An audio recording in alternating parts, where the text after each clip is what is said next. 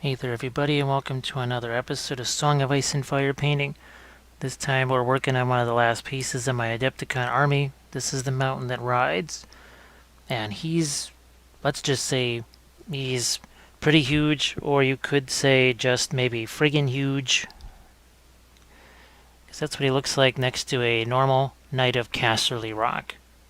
So he is just a wee bit bigger. I've also got the standard infantry version of him that I'll be doing in another tutorial. But I thought this one would be interesting because it's going to play off of the color theory yellow episodes that I've been doing. Now we've got a reference picture over here. You can see, so we're going to try and do some of these. It's not just yellow. There's more to it. And also a little more to the armor there. We also have his card over here. So we'll try and do the horse's head a bit like that. So it means you see there's a lot of greens in the metal. Well, we tend to throw a lot of those in there anyway. So we'll see what we can do to make Mr. Clegane here look a little bit like some of these pictures. Now, as far as some of the stuff that we're going to use, nothing too far out of the ordinary. We've got our Reaper liner paints. We've got some Reaper clear paints. I'm also going to try a few. Last time you saw these was on the Easterlings Army Painting Series. That was for my patrons that subscribe to that pledge level. So these were really bright. You can see how intense these are. You know, I love the clear paints, like clear yellow here, but those are even more intense. They have a little more oranginess to them. And we've got some other secret weapon colors that could be interesting here. So engine rust, I think that's yellow rust probably, handle wood. So we'll throw those out there. We probably, let's see, we might even use some of the Pro acryl paints at the start of this thing. We'll see what we're going to do. Speaking of greens, we also got these guys. This could be fun for the non-metallics on the armor, the black armor, so to speak. Of course, last but not least, sponges. We'll definitely be using some of those. And then we've got our number 8 round craft brushes. So this one, obviously being new, is a nice sharp point on it. But even one that was just used for crushed glass the other day. You see, got a filbert. We might even use a bigger brush along the same lines. Matter of fact, I probably will use this at the start because check this out. Not only do you get a bigger filbert, you still get the old sharp line there. So we'll probably throw this out there with our initial glazes and our shaded base coat. That's what we're going to get to next. Now it's part of another set of brushes. Like this is the one that I got at Hobby Lobby, the legendary green handle ones. You can get that. I think that was in a set of 30 brushes. And there was several different sizes. That's a 12. Yeah, that's 12. There was a 10, an 8, and a 6. Actually, I think this is the 6 right here. So this is also part of the same set. Yep, that's a 6. Also got it from Hobby Lobby, but I'm sure you could get it on their site. Or you could find something similar, a pack of brushes like this. They're synthetic brushes. So what we'll do is throw some of our liner paints out here, some of our darker stuff, get our sponges, and just start to get some color on this guy and some depth in the shadows. We have paint out on the palette in the form of liners. Blue liner, gray liner, brown liner, sepia liner. And I think you can get a basic idea of where some of these liners are going to go. Blue and gray going to go on the armor for the most part. Brown liner on the base and some parts of the horse. And sepia brown liner focused mostly on cloaks and, well, all of these things that are supposed to be yellow. And let's start to get in here straight away. And let's do the base part here. So what I've got, and just throwing some water in here. I don't use, well, even if I had stuff flow improver and those other kind of things, I certainly wouldn't use it at this stage. That's for sure.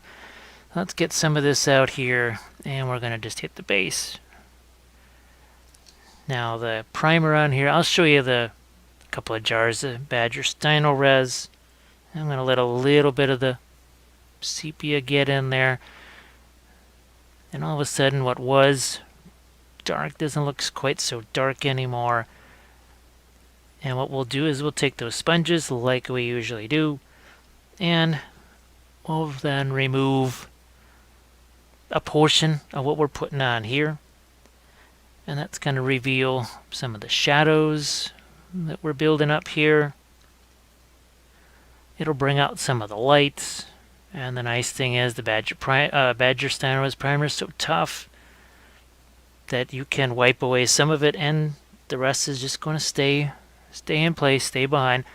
So I'm keeping this pretty well zoomed out at these early stages, because this thing's going to be zooming around, twirling around, and it'll get out of focus real fast. So let's take some of this brown liner here, and the horse just looks like he is really dark brown. So we're just going to, before anything else, we're just going to get some of this stuff shot down in here.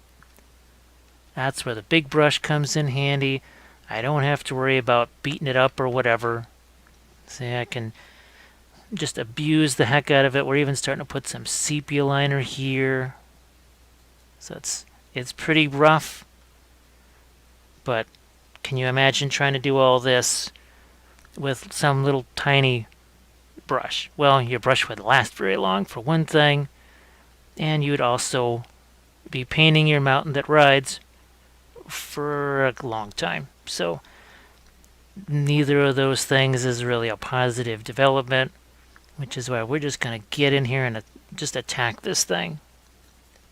We are just attacking this thing with paint right now, just going right after it. Here, I'll grab a little more of the sepia liner here and just hit these areas that we know are going to be yellow. Let's hit it again, like so. Don't worry about some overspill or whatever the heck you want to call it, overpainting. Sponge time. And as we remove some of this, you can see how it starts to reveal some of the shading underneath. There was a few mold lines that I had found. Sometimes you only find them till you prime them. Actually, you're almost guaranteed not to find mold lines on anything until you prime it, because it just, now you see a little bit of shading on there, and something that you didn't see before is revealed. So here we go. We're going to do the same thing. Here you saw I cut the sponge. That's a handy thing to do. Not only does it give you a little extra surface to work with, but it also creates a different shape. It means I can get it into some different areas here. So we'll just hit that with some Steino Res primer. And this is what you're looking at right here. Badger Steino Res. Usually start with a reddish brown, even throw a little bit of the green, and work my way up to that, and maybe even white. So here, we'll just throw a little more down in this area. Now, let's see, I think we've got that all taken care of. Let's grab some of the blue liner and the gray. The blue and the gray. And let's, boom, hit this armor right here. Now that's the horse blanket there, more armor here.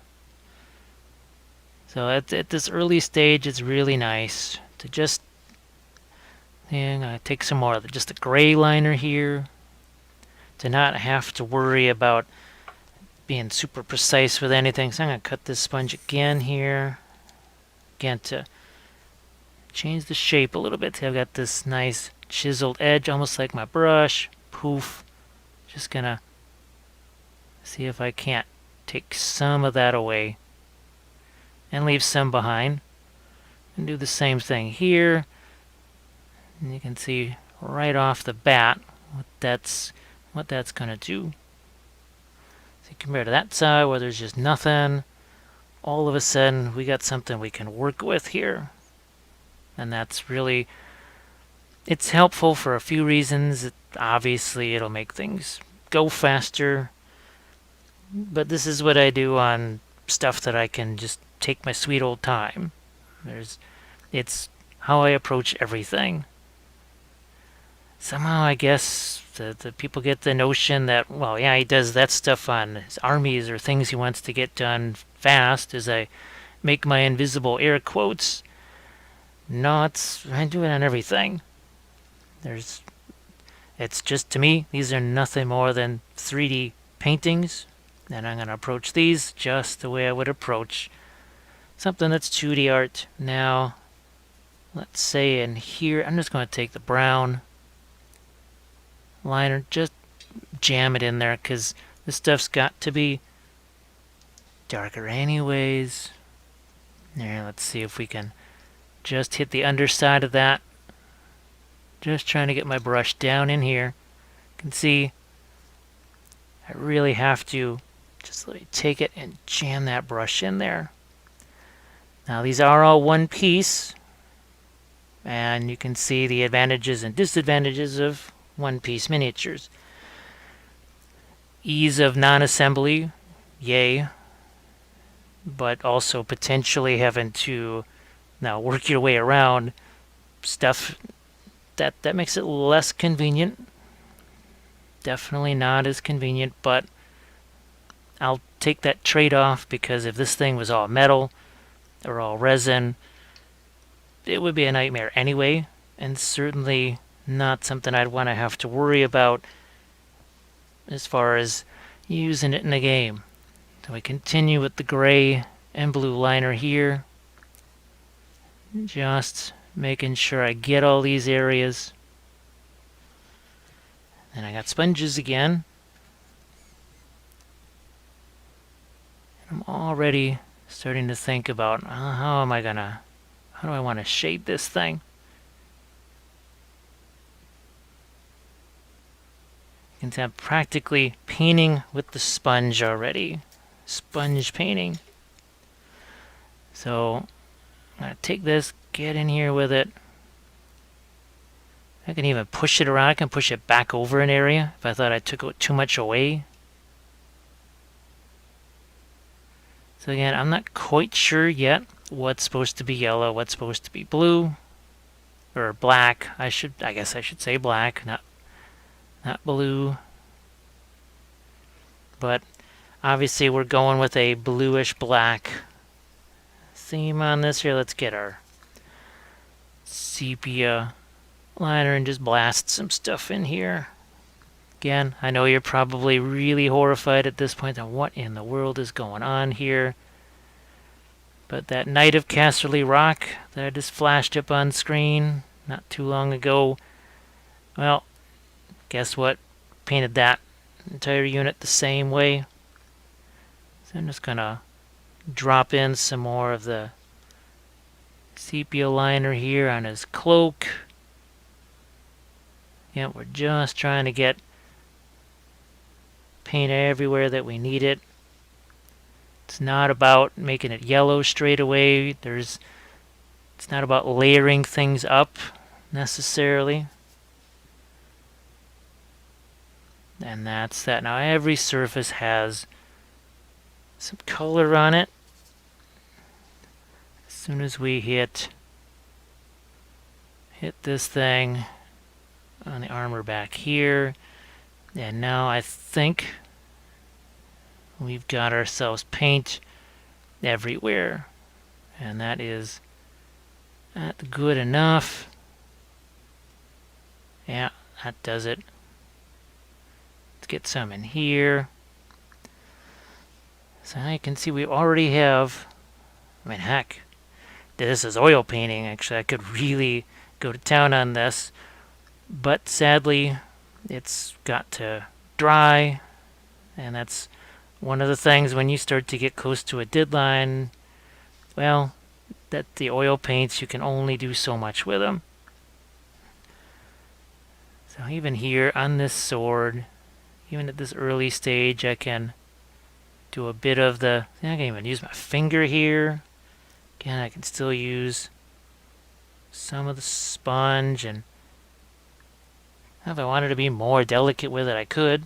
So we already did a little quick non-metallic right there. And here on the cloak, we'll just get rid of some of that excess there. And now I'll get some more colors out on the palette here. And again, the Knights of Castlery Rock I was telling you about, this was done exactly the same way. In fact, this was done on a YouTube Live. And it started out exactly like this. So I guess there's no need to fear, no need to flee in terror just yet. Now let's find ourselves here. Let's get into some of these clear paints here. Yeah, these are prototype paints. They may already be part of the Reaper line.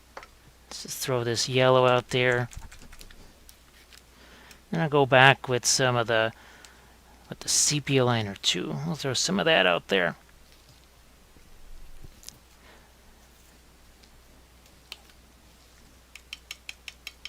So there's some of the brighter yellow. We don't need to worry about any kind of bright yellows yet. I also want to throw out a touch of this Secret Weapon yellow rust. That's what I do when I don't want to deal with the, what is that? The pin that I use when jars are stuck.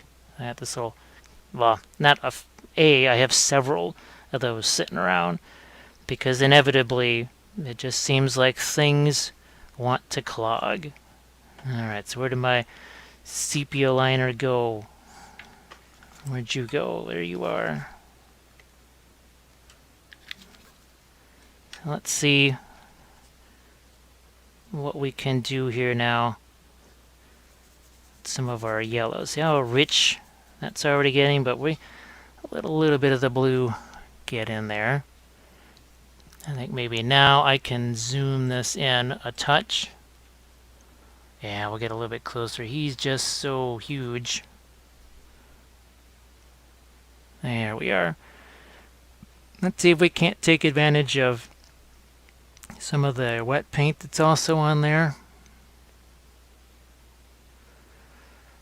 Now, the other thing, when you got something like this, where you walk up to say, okay, he's yellow. Well, you need to do a little bit more than just yellow. So in some places we need it to be a little more towards the green, and some parts a little more towards the orange. That could have something to do with where some of the pieces are. Like this part that I'm doing here on the bottom. You see, even on the shield, there's green on there. We're essentially working with that right now, and maybe it makes sense that the cloak has a little bit of green on it, at least when it's down here, and maybe a little more orange, yellow, a little more of a pure color towards the top. And see how, again, just using the big old brush. Don't be afraid. Now, this is a big old miniature, but then think about it. How many times have you got either large surfaces to paint? Say it's a monster. Well, he's basically a monster. I think he's also undead too. But in any case, it lets me take advantage of what's already there. This is almost like I am oil painting. When you think about it, it's very wet into wet. It's extremely wet into wet, actually. See, look at that shield there. Even now, as I just add some of these elements, see how it's already starting to look a lot like the shield to our right. There's an awful lot of texture on that shield. That's not some smooth blend, and this shield's been hammered away at for who knows how long. So it makes sense to not have it be perfectly blended to within an inch of its life.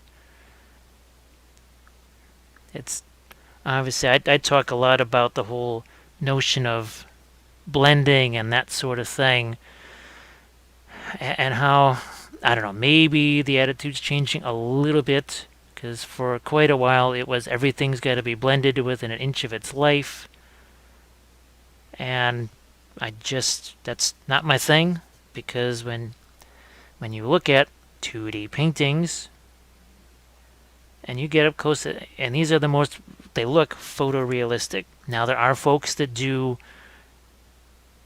hyper realistic things where they're using the magnifier glass. Like, hey, I used the magnifier light the entire time I was doing 2D art. I still use this, well, not exactly the same ones for my miniatures. Now they're LED. But, oh yeah, I used magnifiers and stuff. But when you look at some of these paintings, they are, when you look at these things, there's just nothing but brushstrokes. When you get close enough to them, you can not only see every brushstroke, but it also doesn't even look like anything. Looks like absolutely nothing. Just looks like a big old mess. See, this is where I can start to incorporate a little bit of yellow into our armor here, sort of for free. It's a little free hit there of yellow in the armor. Here, let's grab a little there, a touch of it there, maybe even a little touch of it there. So with the whole non-metallic thing, the environment matters, as in a lot. That's why, see, we're getting some yellow here. We don't want to reflect it like it's sky, earth, or anything, but there should be some reflection there, some kind of reflection.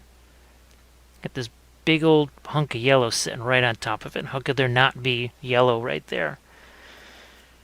That's going to take me into my next, I try not to make these rants.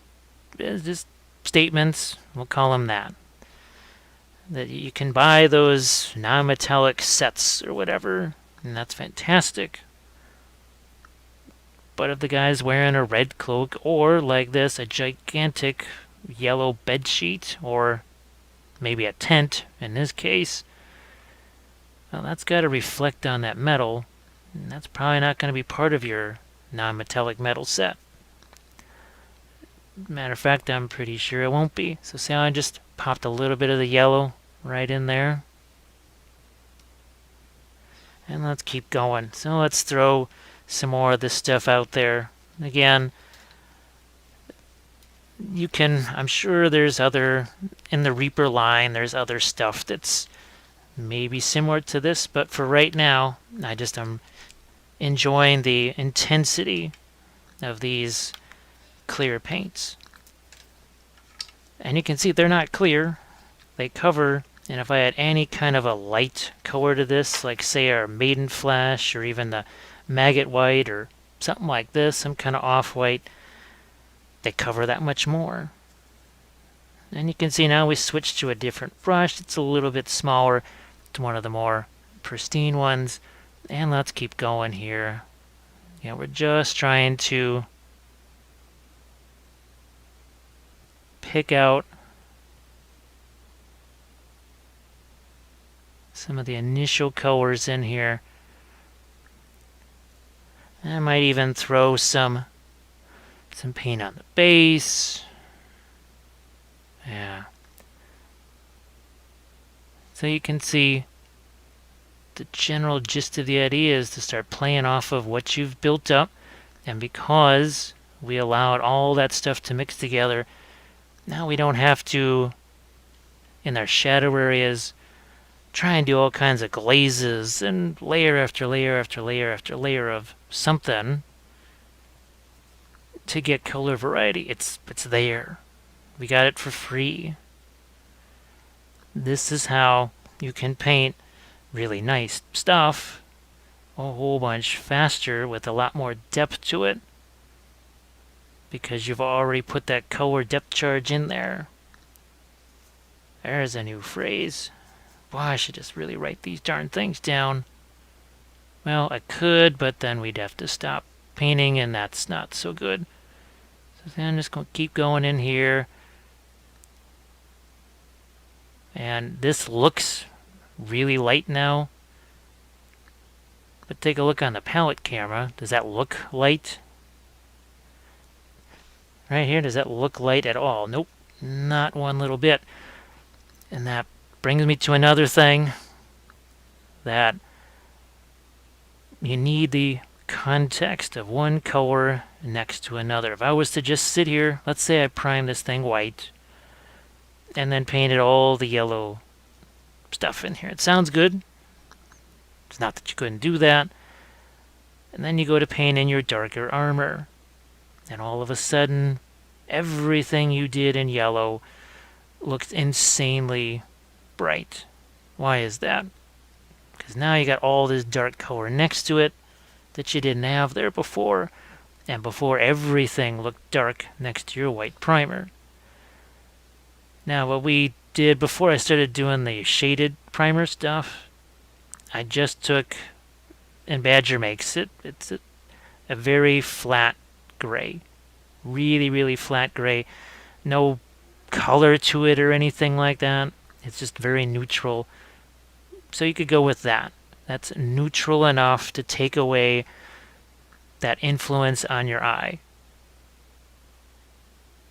I'm just going to throw some yellow on here for now. Probably going to make that more of a tan / leather type color.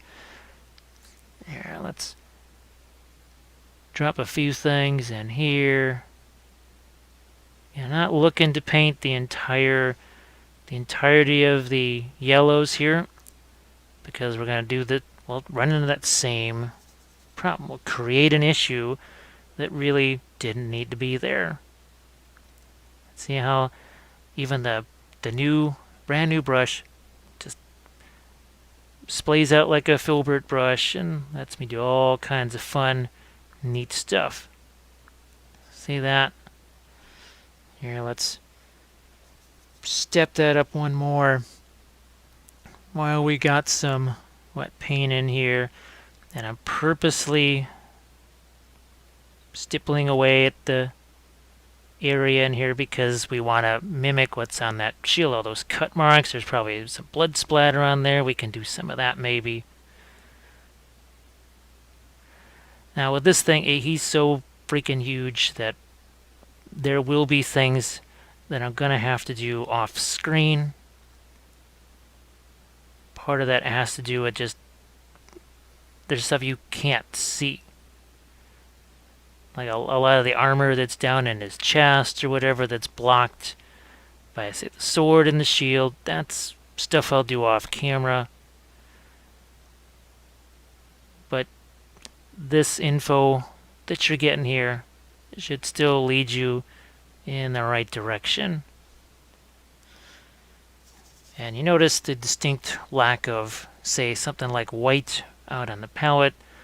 There's a reason for that. That doesn't appear until much later. That won't be until we're in our final details, final highlights, that sort of thing. Because as soon as you get into the white, well, colors potentially get chalky for one thing. And that's where you can overrun your highlights. You can just get too far, too fast with the highlights. Now here, this part of the cloak's got to be lighter anyway than what's underneath it, so we'll just we'll hit that a few more times. Every so often, I'll get in here, grab some water, so it flows a little bit. So now this is where you can use the brush, where it's back to a point again. Now, like I said, the stuff in the chest and everything, that'll be tough for you to see, so I won't focus on that too much. Or this stuff in here, this is more about just trying to show you the broad general principles of things. Here, let's get in here, touch more, not too much. I may do some mud spatter on this too. I think I definitely have to do some mud spatter on this because, well, mud spatter tends to look Well, it looks good on something that's either really light or really dark.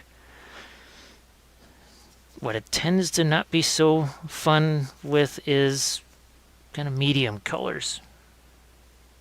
There's not enough contrast for it to really make sense.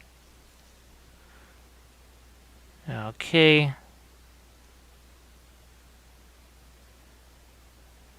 And now, before I, again, get too engaged in just the yellows, we're going to find a few other places for yellow to go. Put some on here, maybe some over there. Again, if it turns green, so be it. But while we have some lighter colors out there, let's just take, let's keep it simple. Let's not get too crazy. This is not white. This is basically a bluish white right here.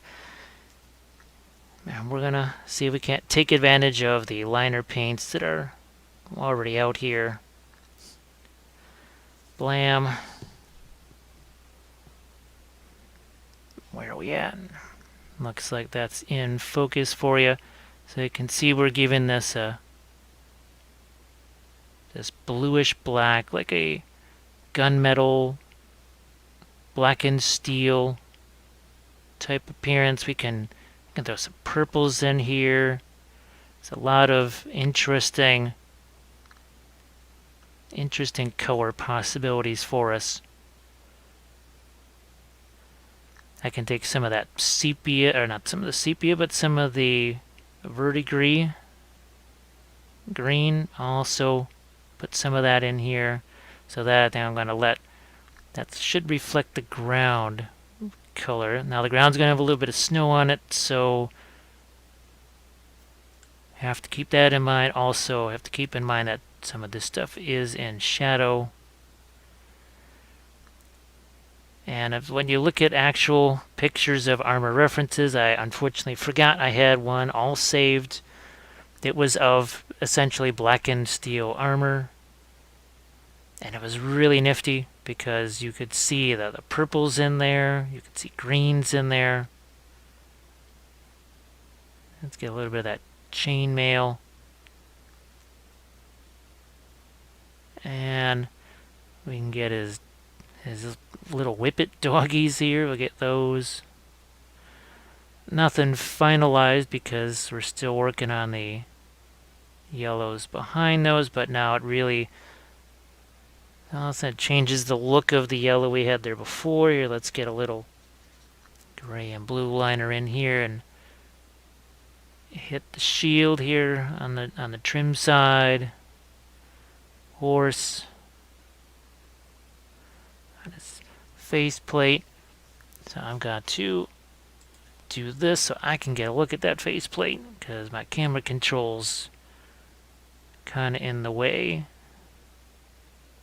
So I think, okay, yeah, so that's a yellow sleeve there. It looked kind of cylindrical. So I actually thought that was part of the armor, but it is not. We need some here. Yeah, we're just at this stage. Nothing is final. None of this. There's no final highlights. There's no final shadows. Although we're technically closer to final shadows than anything else. Let's get a touch more of that. And before we even forget, here, let's just get a little bit of that verdigris pale green, and let's find something else here. Let's get the hand of wood out here and see what happens with that. Just play with it like you do. There's some green in there. Alright, let's get down in here. So see, it makes it a little bit lighter. And again, if this was oil paint, that would I could blend all this stuff together in just a couple of strokes. But we don't have that. So we've got to work around it. And look at this, lo and behold, doesn't take long before all of that plate armor there really starts to take shape. You can see we're starting to get a real greenishness to our armor here. Here, I'm gonna crank up your color intensity a touch. We'll do that. Now what I'm gonna do is, in a couple of minutes here, I'll stop the camera, get some fresh colors out there, because, well, we don't want this to be a 5-hour long tutorial. And again, that is where some of the off-camera stuff comes in, where it starts to get repetitive. And you've seen me do a fair amount of one thing. You don't necessarily need to see me do it in 2 or 3 or 4 places. Now, once again, I'm looking to get my reference picture here. I'm going to zoom in a bit more. So now we're lined up. And we're going to start to get some of that lighter color on his head. Now sometimes sculpt and concept art are different. That happens. And I see that's the case here. So we'll deal with it. We'll negotiate with that. So those little doggies, those are going to be lighter eventually. But for now, so it looks like, yeah, this is actually armor here on his leg. I had to do a double check. Oop, that's not armor. That's supposed to be yellow. So that's off camera. I'll just change that real quick to yellow. So it gives us more time to have fun with this stuff. So on the helmet, I have to think in terms of more vertical lines. Because if I do just little soft blends here and there, the helmet just won't look cylindrical. And that's something that I've had to try and be a little bit more conscious about. See, that's also yellow there too. Here we're going to get some of this. And he's got a little fist up on top of his head too. I keep forgetting about that. Again, we'll hit this with our lighter color that's got that touch green in it. Like I said, we're going to throw even some purples out here too, and we'll play with those. Because you need to, no, there's not just, you have to keep things interesting. And I'll show you at the start of the next segment, I've got another figure that I painted that's not a bad example of that incorporating purples and other stuff. Now, here, let's go another step later, but let me bring out the gray liner again, because when we're talking about, say, something that's maybe a little more purple, this is going to be a bit more purple. And I'm also going to find one of my jars of maiden flesh too, and that'll also help us get a purple color. See how that's different? Instead of greenish, now it's more towards purple. Stirrup, feet, back to that armor there.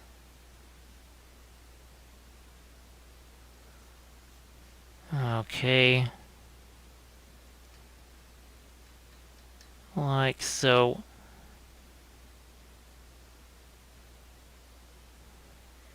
And here.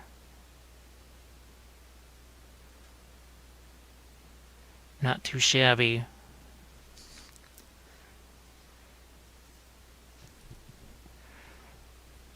And I can continue. I can just march this up lighter and lighter. But like I said, I just wanted to show you what I consider a base coat, and that's essentially what we've got here. People would say, well, wait a second, it's like half painted or whatever. But that's what I consider to be a base coat. There's nothing softly blended or anything like that. But we did manage to lay out a lot of colors here. And we know from here what direction we can go. Alright, what should be a little bit lighter? What should be a little bit darker? What can we build on? What needs to be toned down? What was painted the wrong color? All that stuff. A lot easier to spot when you're working your way into it like this.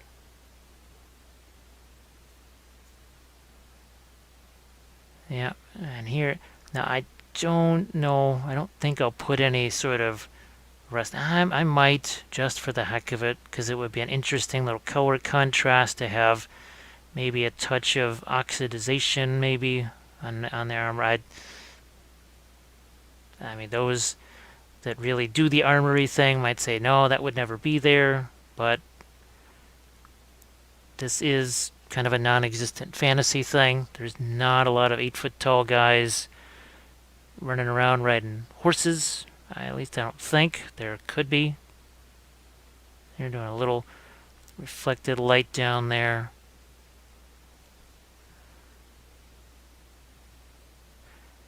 So that pretty much sets us up now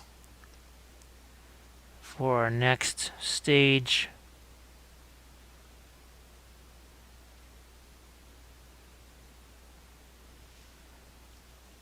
So what we'll do is, like I said, we'll put some new colors back out here. We're going to get some maiden flesh out there.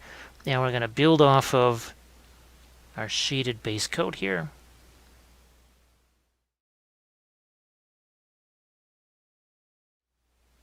We've got those new colors out on the palette. And we're going to dive into some more of the yellows here. And we're going to work in that mid-tone area. Right now we have sort of a dark mid-tone. We'll work a little bit lighter with that. You can see we've got some yellow here reflected on the armor. We've got some yellow now established on the sleeves and a few other places.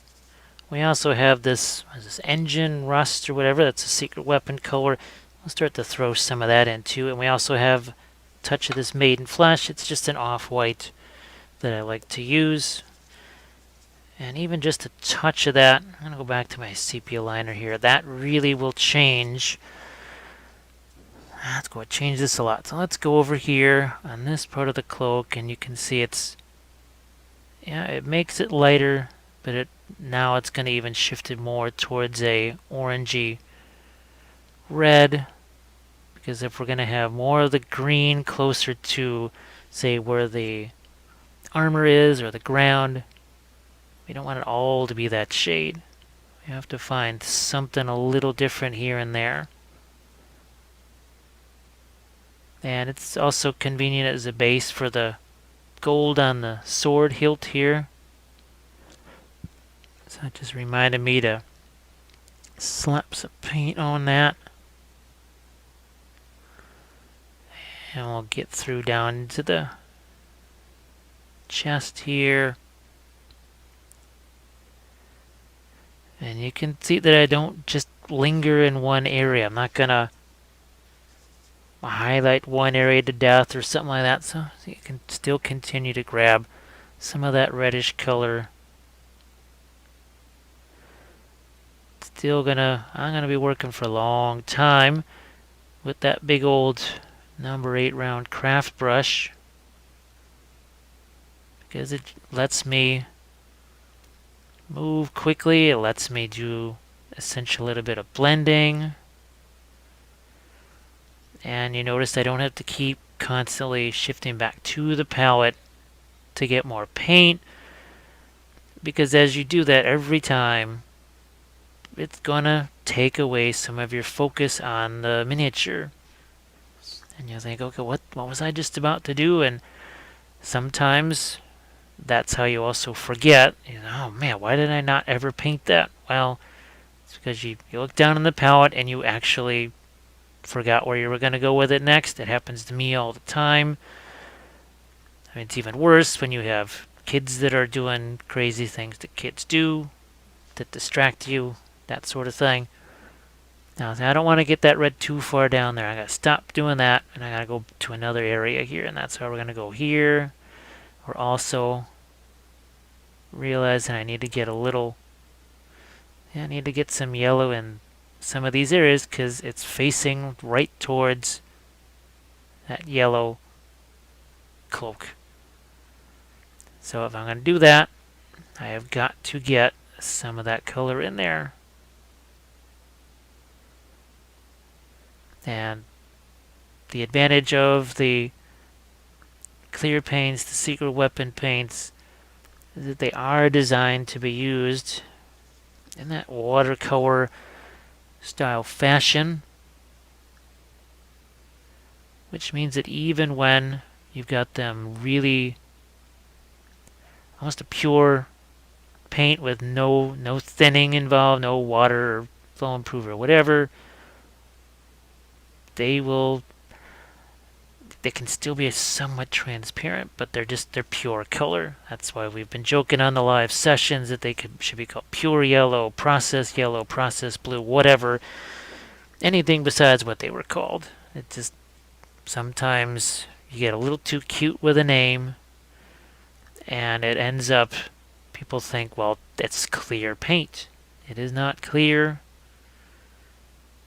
Look at how this is covering. You remember how dark this was when we first started. And yet it's covering well enough to show up. Look at that. That is supposedly clear yellow and clear orange. Yet it's covering fairly well. And there we go. We're just gonna, if we focus on more towards maybe the middle of the shield, gotta get some lights on his arm there. Gotta think about some stuff on the cloak there and not there. So I have to stop myself and say, no. Leave that free of that reddish color. I'm going to keep going here, touch more of the maiden flesh. That's what's giving it a little extra boost of opacity. And I guess I don't want people to think of layers of paint. Well, you go in with this color, then you do a wash of this, and you go on top of that. Now you can see that we essentially started with washes, and we may finish with washes. We may finish with opaque layers too. It depends on the miniature too. I think maybe there's a desire for a one-fits-all solution, some kind of magic thing that you do this every single time, and it works. Every miniature is different. This is certainly really different for me. Never really painted anything like this before.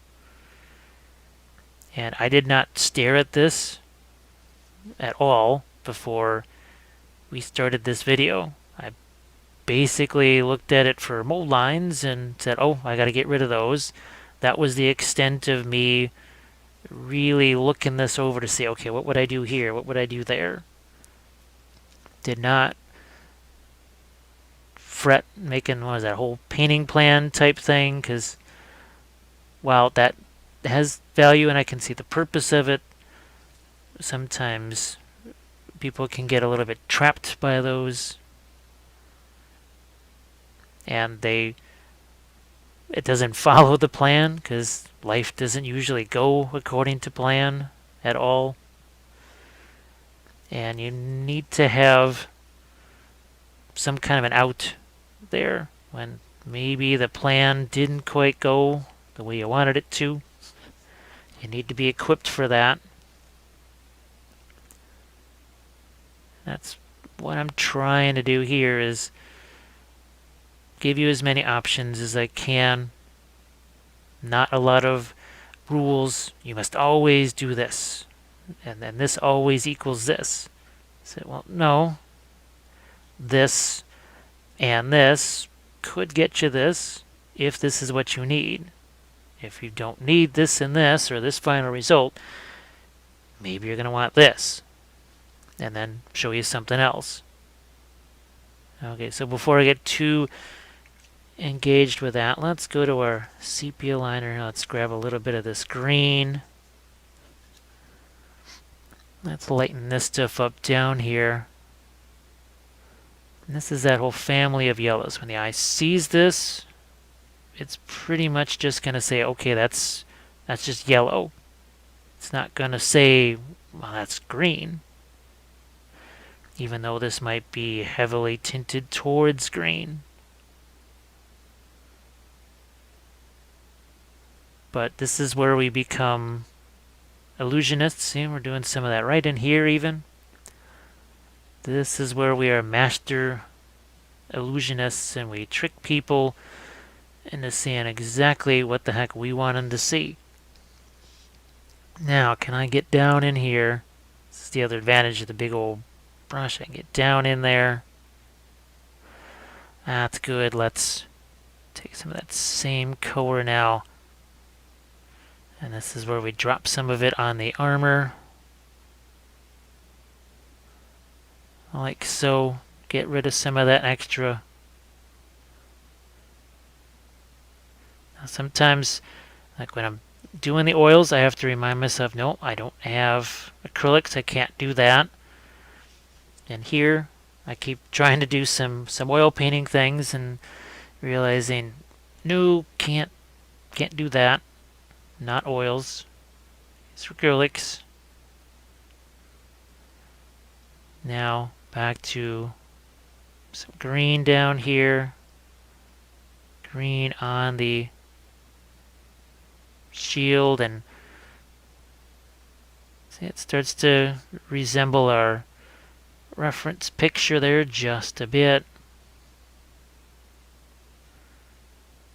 Here we go.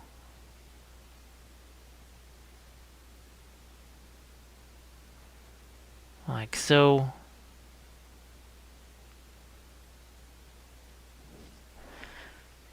And we'll keep going with some of that. Let's go back to the sepia liner. Don't want to forget that. The one thing I am staying away from is the orange. I'm going to stay away from that, because we use plenty of orange on this. We want this to have a little different color flavor here. So again, this is why we're working with this really subdued green in these shadows, even here, because now you can see it offers a little bit of a color contrast to that orange stuff. Now I've got, where is he? Here you go. There's another thing you can see. It's obviously mountains, man. You see we got our yellows there. You can see we got oranges and purples and all kinds of nifty stuff, even in the armor. Lots of different colors. So let's go in here and let's go zoink, make it black and white. You can still see all the contrast and shape there. But now you take away all of those different things with the color. So here we don't see the warm and the cool, but you see the lights and the darks. That's why you've got multiple ways, multiple types of contrast. Light versus dark, cool versus warm, saturated versus unsaturated, and we're kind of working about 4 levels of it here. So this is obviously less saturated than what's up here, clearly. It's also a cooler color, for sure. It's even, in some ways, a little bit of an opposite. It says sort of a red versus green going on. And this is how you can make something that could otherwise be a really gigantic, boring area something that people might actually want to look at. going here. Here's another. And let's get a touch of that on some of the armor here just to have it. Touch there. Every so often, yeah, see a few little things there, maybe that part. Now I'm going to take a little bit of the maiden flesh, put that in there, and let's get some light here. Now I had originally thought of doing some filigree type patterns on the cloak here. It's going to have to be something maybe after the fact. I mean, there's nothing that says I can't stick this thing right back onto one of these little doodads here, an empty dead bottle, and paint some filigree on it. Because right now, I need this for the Adepticon tournament, which is really just days away, less than a week away. And this is something I talk about all the time in my army painting videos. Currency of time. What do you have time for? Can you do all of those effects you want? What if there was a whole unit of these guys? Well, then for sure the filigree probably just doesn't get used because it'll probably never get done. If these were much smaller, maybe it would, or maybe it wouldn't. Also, I talk about several times, so let's say you don't finish the miniature completely. You paint some of it. You paint half of it, even 30% of it. You use it. You start to make it part of your army. Maybe you find out that you really don't want it. It's a unit that just doesn't quite work with your playstyle. Well, now you haven't wasted a whole lot of extra time painting something that you may never use again, or at least not as often as, say, something else. But even partially painted, it still is more interesting. Even throwing this out on the table, well, it's certainly better than a big old hunk of red plastic, which is what it started out as. Infinitely better than a hunk of red plastic, and still better than gray primer or white primer or purple primer or whatever primer you're going to use. We just keep working our way across these different surfaces. We're getting those lighter. I'm going to get tinted towards the green. Yet the eye sees them and says, oh, well, yeah, it's yellow. It's an interesting looking yellow, but yeah, that's yellow. That's cool. When it really is pretty darn close to green. Then we're going to sneak some of that in on his armor there. This is where I'm always trying to think about every surface at once. I may work locally, but I think globally. There's a little catchphrase for you. Okay, now we're going to do one last little add-on to the green. We're going to take a little bit of this maiden flesh again. And then we're going to work the more orange version of the yellow there. Again, all of this stuff, it's more of a shadow area type thing here. And let's say I do mud splashes or even blood splashes or something along that line. Doing that, what's that going to do? It's going to basically be a red versus green contrast, which is handy. See, I'm even using this to highlight a few of the rivets, even some parts of the armor here. So now what we're going to do is we'll just, for our last few parts of the yellow, what we're going to do, yeah, let's get some of this in here. And now we're going to shift this back to, say, the orange and the yellow. But guess what's in there now? Made in flesh.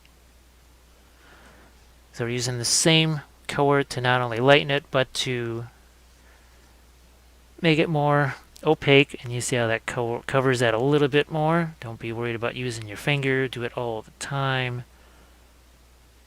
And that's going to get you some nice lights right there. Here, let's hit his sleeve up here with that. Up here on the top edge of this cloak, definitely could use some more. Get that in here. So I think at some point maybe I'll figure out some kind of a filigree thing that would be really nifty up there. And then I could always shoot it as some kind of supplemental video, whatever.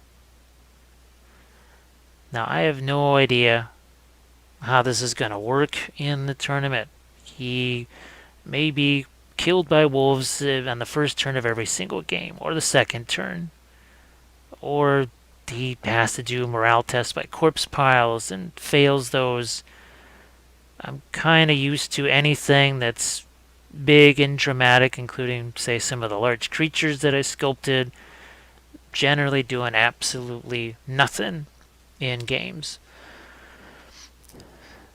Which is, I guess that's why I kind of bring up this notion that, well, maybe try out the units, maybe as you're painting them, and see, do I really, is this for me? Does this work with my playstyle?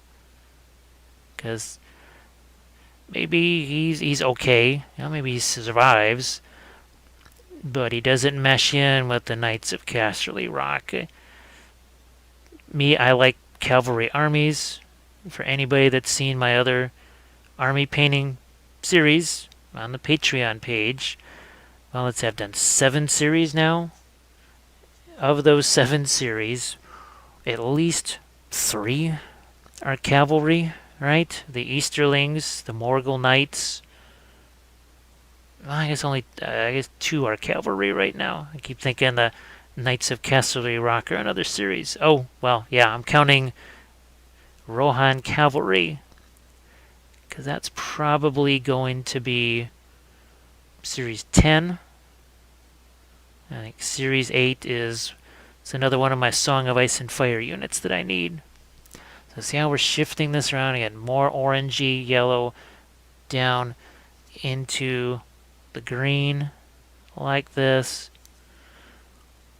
And I may still get a touch of that orange down here, because the other catchphrase that we hear all the time is when you put a color somewhere, it needs to go everywhere. We're just full of catchphrases in every episode. So here we'll get some. Oh, we gotta remember here to hit this cloak here, and I think what this is, it's going right over the saddle probably. That's what's creating that edge right there. We need to get an edge here. We need to get a little touch of yellow included along the armor here.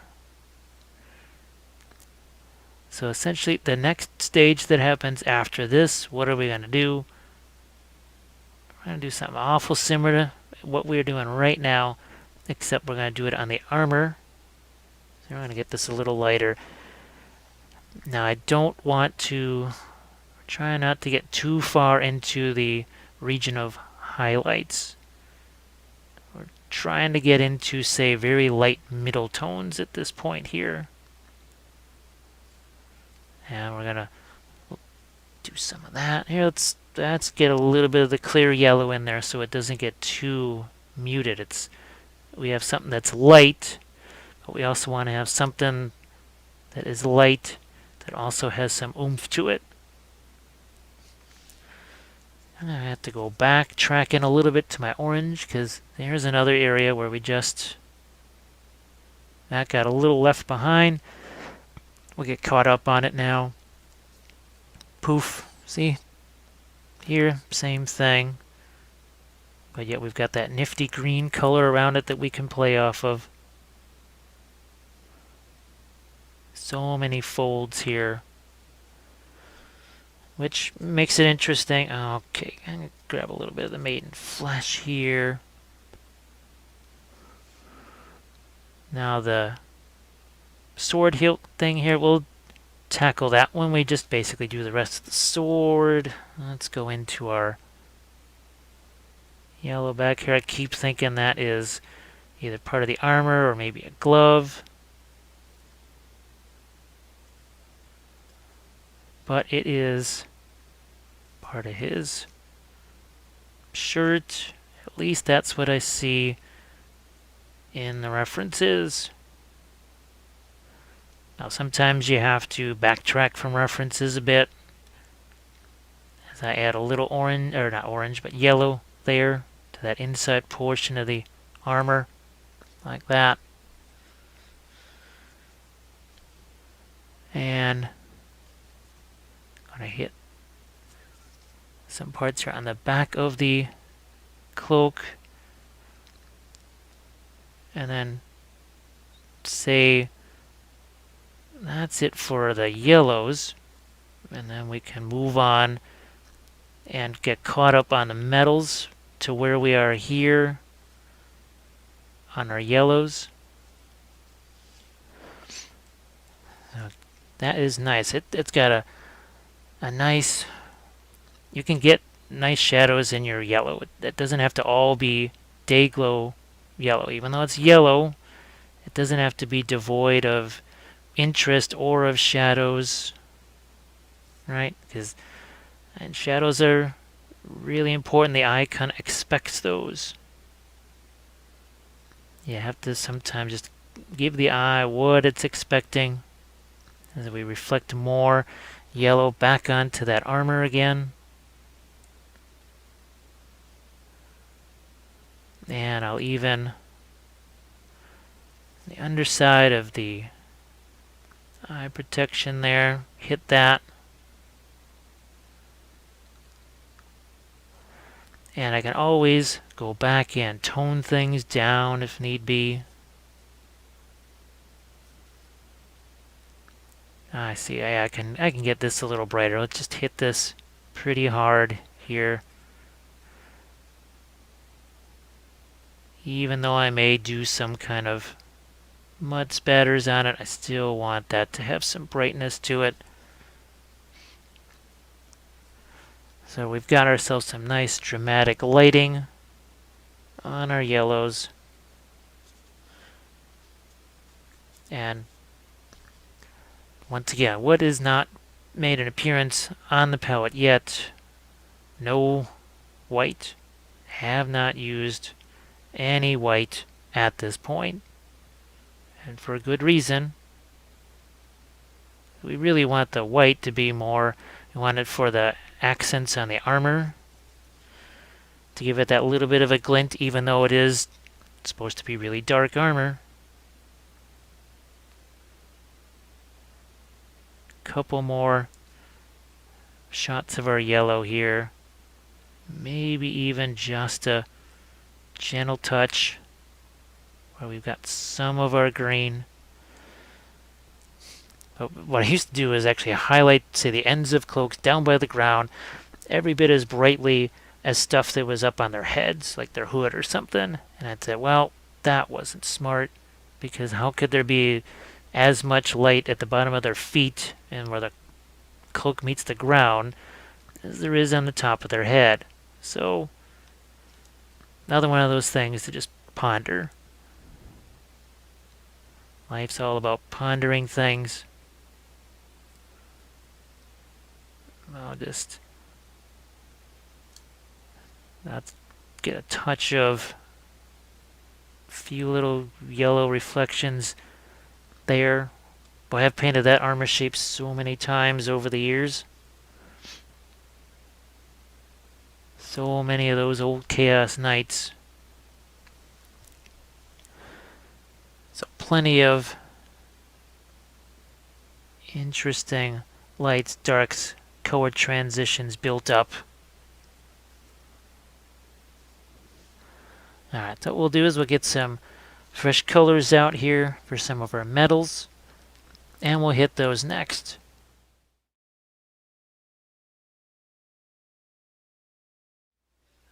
So we're going to move back into our metals right here.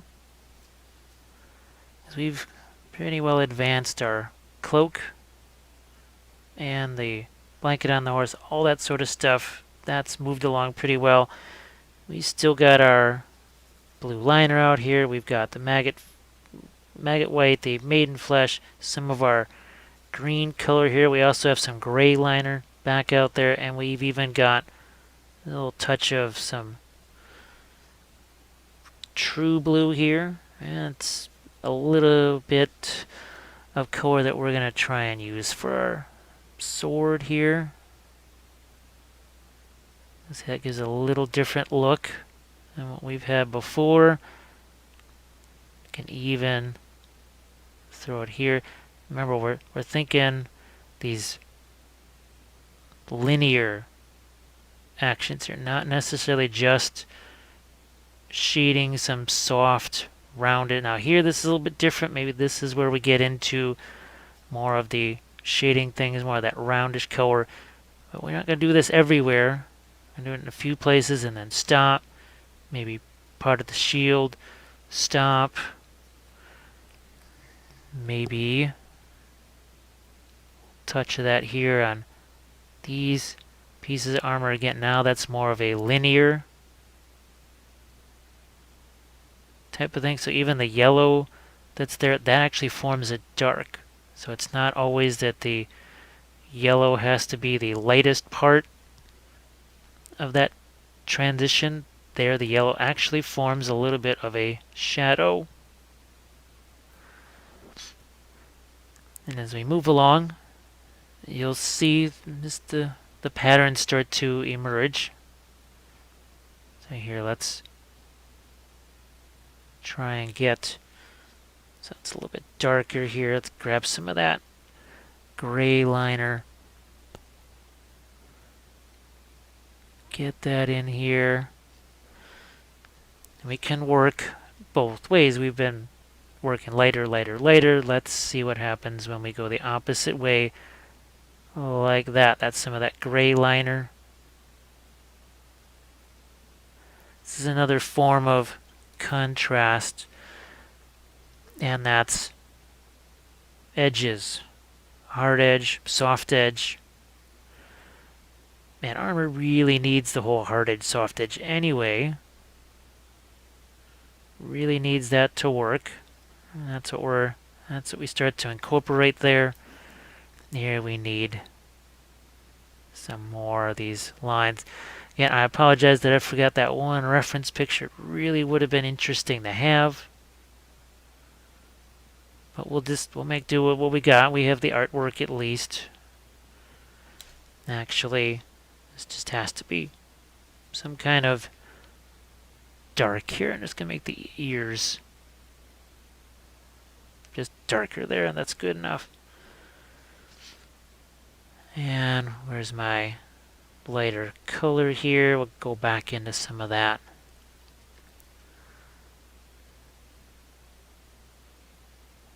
Now with the non-metallic metals, I get a lot of questions. So how do I know what color to put where? There is no answer that's universal. Every miniature is going to be different. One miniature might be, okay, well, you need to put this color there. Another miniature, you need to put this color there. It could have something to do with the pose. Could have something to do with your basing. Let's say you have object source lighting and non-metallic metal. That's going to certainly change things around a bit. And I suppose that gets back to that notion of, well, the more things you add, Now the more you have to start thinking, okay, do I have enough time to add all of these things? Because you just might not have enough time. And sometimes it just has to be good enough. And that's hard for people. Is add more green here. Let's do a little more of the maggot white in there. Let's do some on the horse's face. And just see what we can do to get it close to our reference picture that we've got there. So we clearly need to build up some lights, but we're also going to have to go back in with some darks. I even have to shift things around. So I grabbed some of the maiden flesh instead of always going to the maggot white. It changes my highlight color a bit, or at least the color I'm lightening this with. Changes that a bit.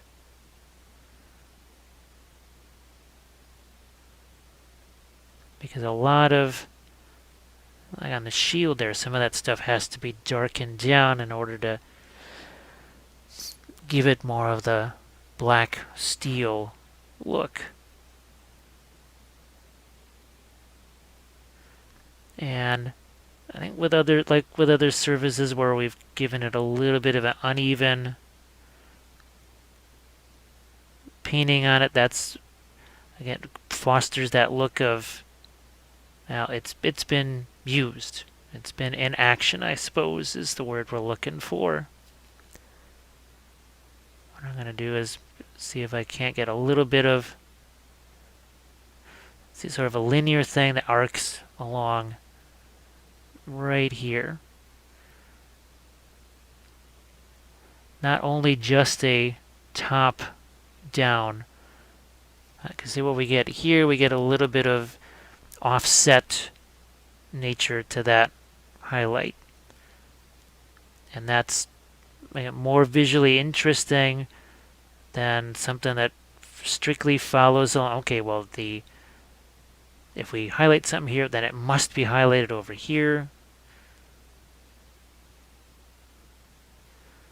Now back to the sword blade, and now normally I have kind of a teal sort of color. We're going to have to make that ourselves. So there's our bright blue. It's again more of a sky blue. This is for the sword blade here. And lighten that up more. Let that blend in there. Now, let me go down to the other section here. I'll hit this section. I'm going to grab some of that sepia liner. Right, like so. And we're going to try and something like this. Let's get this edge here. I'm going to hold the brush on its side. We get the edge of that. So we're starting to get this. Here, let's get even more of the sepia liner here.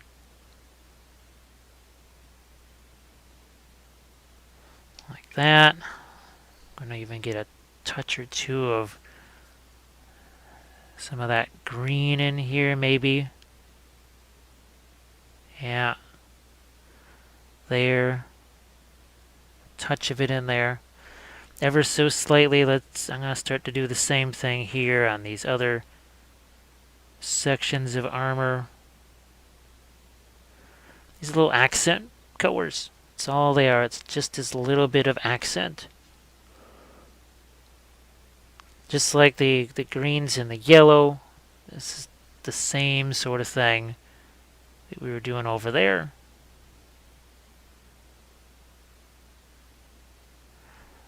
And the eye is just going to register it all as essentially green. Here, let's A little more of the maiden flesh. I guess I have to put some more of that out there. Let's move this back down again.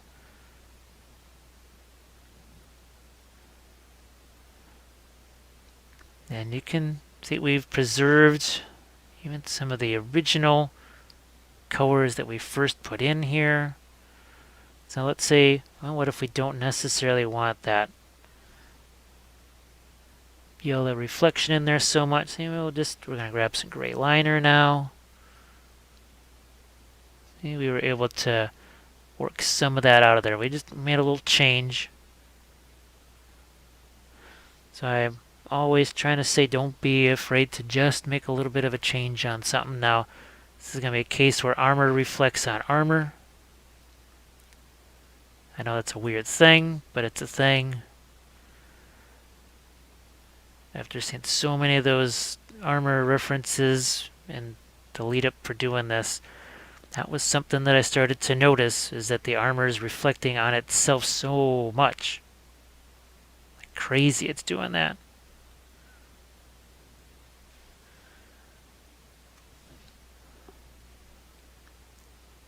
And at a certain point in here, then I gotta go back in with some darker glazes. We'll do that later.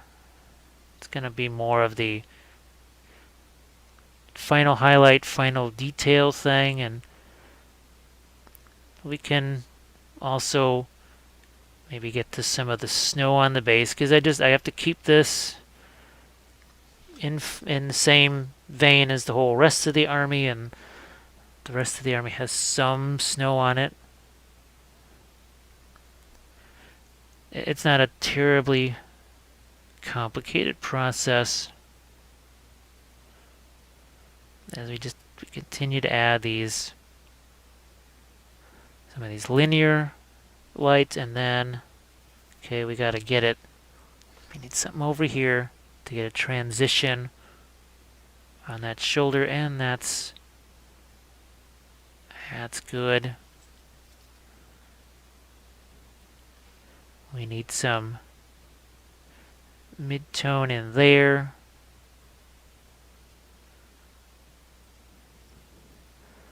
We definitely need some down here.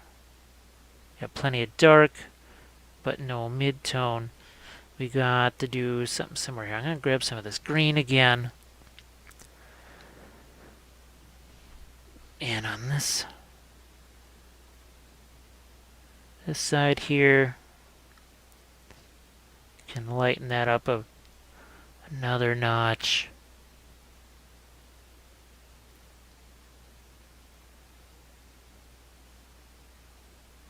Like so.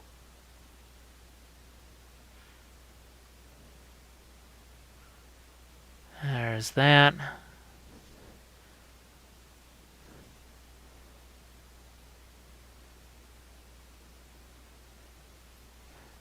And the helmet, thinking again along the lines of some linear things like this. Always thinking linear for that. I used to just, it's even hard to describe the shape that I would do, just not quite thinking about it. And then realize, well, yeah, that's a long cylinder thing. It should have a long, well, cylindrical highlight of anything. And I didn't have that in there. So see, now we can bring that out a touch, but let's tone it down a little. We don't want it to be too light in here. It's that same notion of where things are actually reflecting on each other. And some of these portions of the figure are places it never really got much in the way of dark, which we can add now. Let's see what happens when on his little doggies here we darken that down. And let's remove a little bit of that. And that changes things quite a bit. We're not making them uniformly, and we're certainly not making them black. This is a combination of the gray and the blue liner. Oh, it's making them darker. Yes. It's not a glaze because I want it to sit on top here. I don't want it to sink down into crevices. Here, let's. It's interesting. The standing mountain figure has rivets on his shield around the perimeter. This does not. Only just noticed that now. Getting a little bit of dark there and there. So we've been adding lights to the helmet in these different places. We're going to throw in some darks now.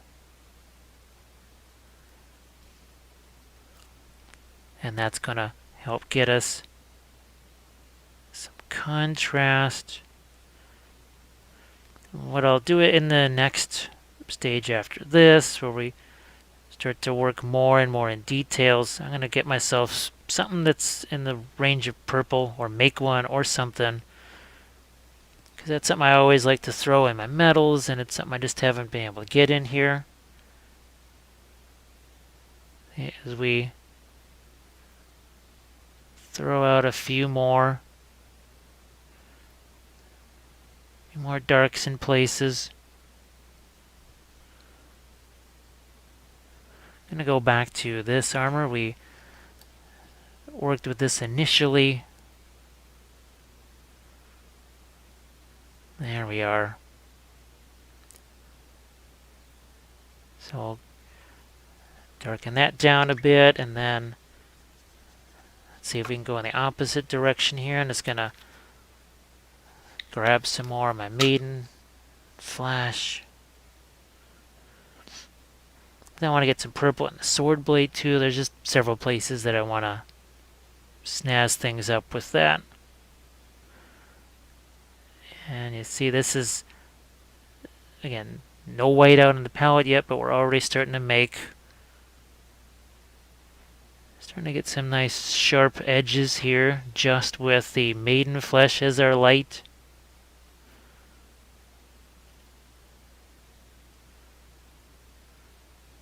There's a few areas up here on the horse's armor.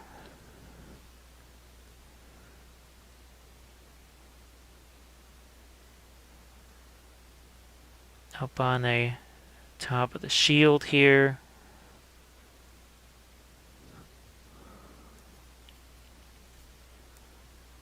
And let's get some of our maggot white back out here.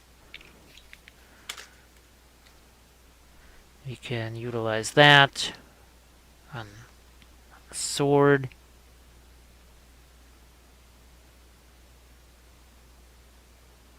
Edge of the blade there. Let's get down in here.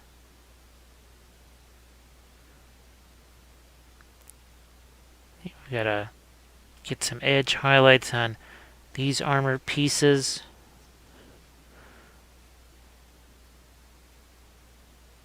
Lighten that. And then there's a little bit of what looks like purple there.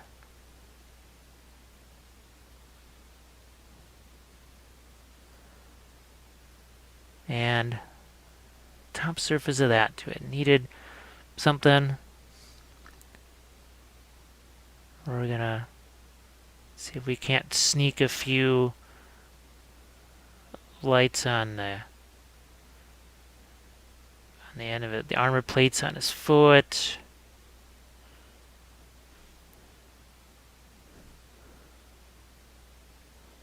Not looking to do the whole shiny, chromy type armor. We're just trying to get some glints.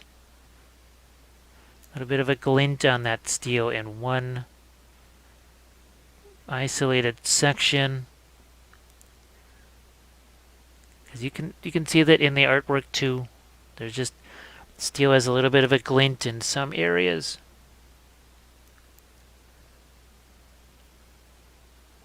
But just essentially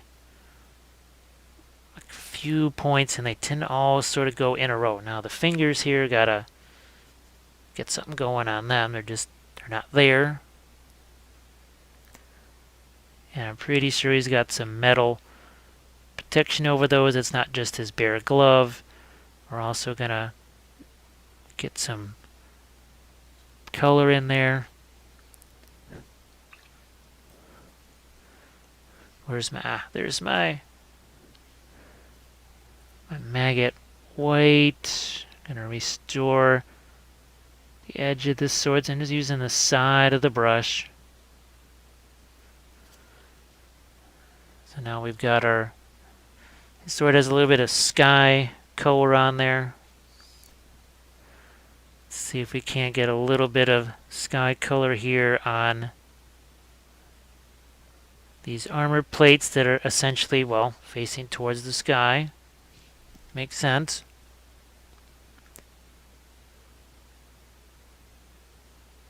All the while finding areas where we can have some steel glinting.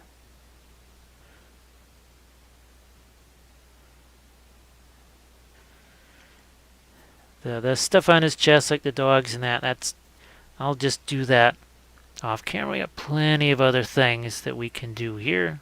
There's lots of other stuff.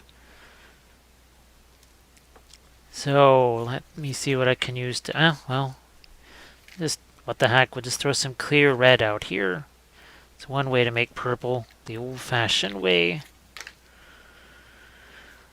So there it is, and there's gonna be, now we've got ourselves purple that we can work with. That's fun, because purple and green are really nifty opposites, and I'm gonna get some of that here. Purple and yellow also go together really well. See what I'm doing? Getting this down sort of in the core of those depressions in the armor. So we've got another subtle color differential for people to look at. And again, that all just registers sort of as a dark gray. But now you've actually got purple that's worked its way in. It's very dark. That's why it tends to be not so identifiable as, wait a minute, is that purple? A little less identifiable than that. So you're going to throw some on the bottom edge of that sword. We're even going to get some over here.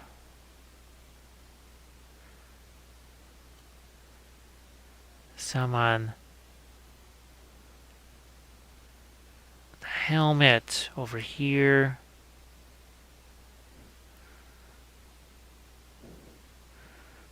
Even on the shield in a few places, on some of the doggies here.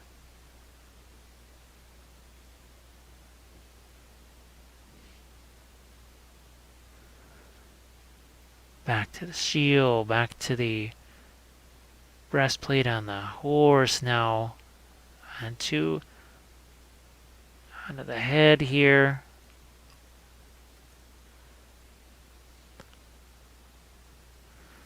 Working that into the armor. Along the neck here.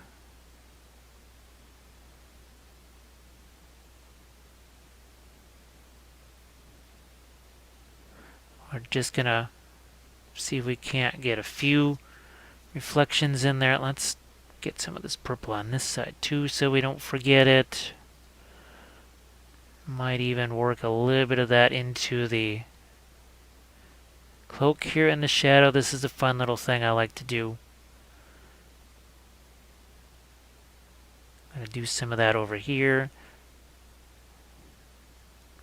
Again, it's barely perceptible, but remember that notion of you put a color somewhere, you put it everywhere. That's what we're doing.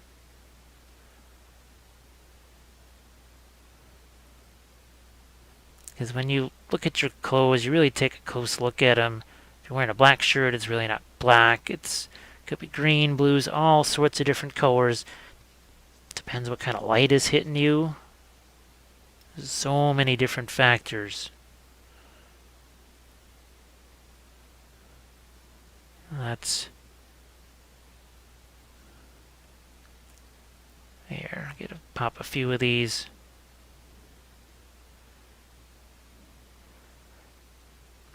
And I can show you some other units now that look very different.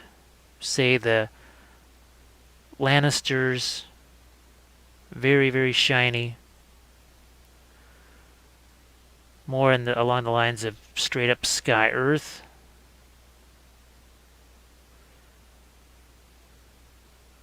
I had a few little spectral highlights there. And so you can see very different. That's much brighter and sunnier, more cyans. We've been using more purples. So you can see the big difference there. But the key to that is all of those reflections. We put less reflections in here. We still need some, but obviously less in the way of reflections. I'm going to try and put one here. I've got that purple that I mixed up. Let's see if I can just take some of that away. So that makes it look more round. That's the key. When you want to make a round shape, it has to have that reflected light on it. Otherwise, just won't be convincing as a round shape.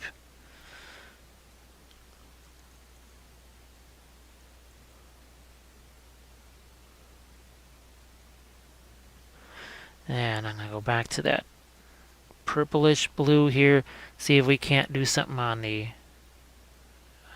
these little armor bits on his fingers. Again, gonna be hard for you to see.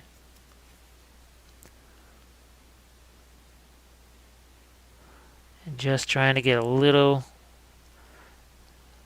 shadow light under the underside of the blade there.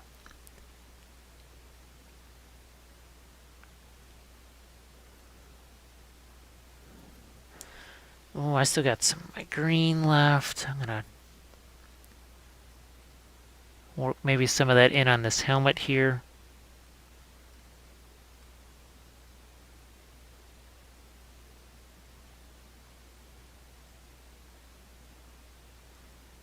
Like so. And here.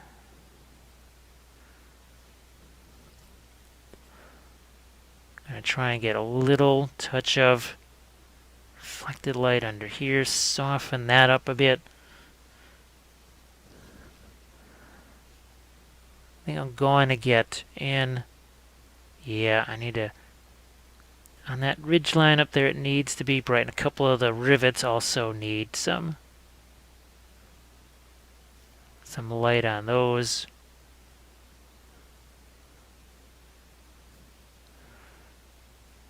And it's a game of constant adjustments. You say, oh, okay, I need to do this over here.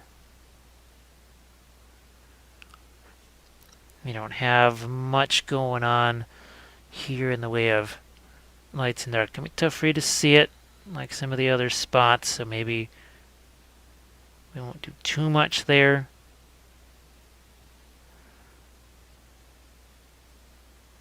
Again, just looking for some bits of reflected light.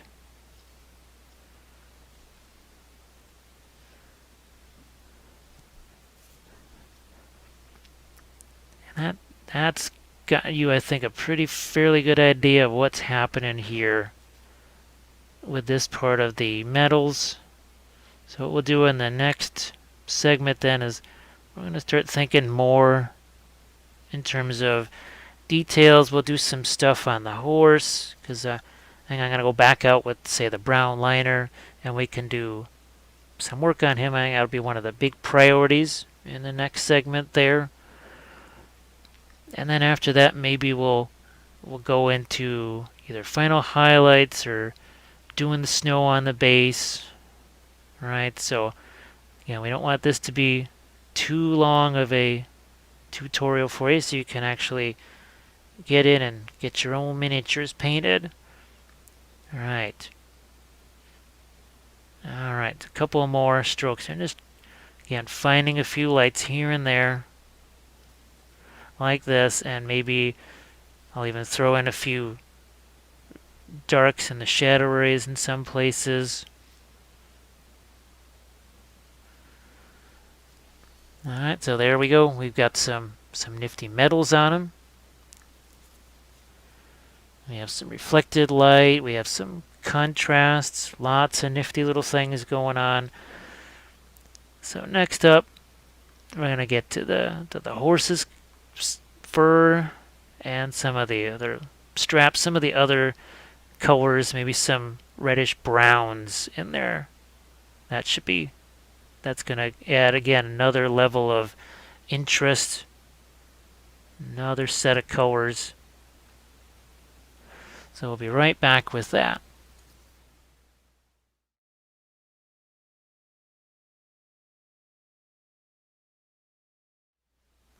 Let's get into some of our final details here. Get some of the colors back out on the palette. Throughout this, I think it's red rust, yeah, from Secret Weapon. That's out there. We've got some of the engine rust. See if I can mess around with a couple of these. Maybe some leather straps here, just to get a different tone. Yeah, I don't want to make them necessarily super light, but I just need to make them something besides yellow, gray. Give them a little bit of a reddish look here, maybe. It's not going to be terribly noticeable by comparison, as everything is so dark. We're just going to put a little faux wood grain perhaps in there. Let's see, I think there's a little more in the way of this belt over here. So it's just an indication of it, that's all. We have the other couple of straps on this side. It does another sort of red versus grayish blue, so that's one more touch of contrast there. And I might even, in a few places here, use it not super rusty here. It's maybe a touch just around, just a couple of places where maybe you might have. I'm going to throw a little orange in with that. Do a couple of, see, just a few little dibs and dabs here. Maybe let's darken it down a little bit. We can throw even a little touch of that in here. If this wasn't maybe quite so ginormous, maybe you don't go into the rust and everything, but between this and the flayed men and everything else, the size of these suckers is just so massive that it's not a bad idea to give them a little differential. Let's see if we can then lighten that up.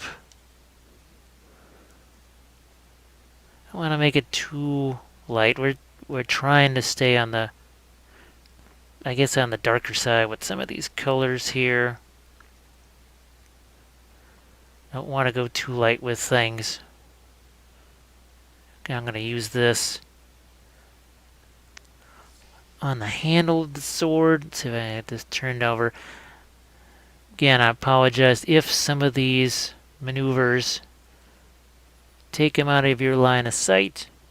But obviously, if I can't see it, that's a little less productive. So see, even here, see if I can't just put in the tiniest hint of a reflection there, because reasons. And we'll throw a little bit of this here on the shield again. This will give us a, I don't want to say a rusted effect, but something that alters the color ever so slightly. Let's do some of this right here. At this point, you can use a smaller brush if you want. I have smaller brushes. I potentially would I'll probably use them on this too, and I really want to get down into the final details or the filigree. Sure, I'll use a smaller brush for that. But right now, we have to keep this line moving. So let's get some sepia tone out here and do a bit in the way of glazing here on the sword handle. Just a bit here. I'll even reflect that a touch onto the sword blade. A few more. See, remember I told you about being able to work back and forth, to do a couple of glazes in some spots, to maybe knock some things down or tint it. Say we tinted that a little more towards the orange there.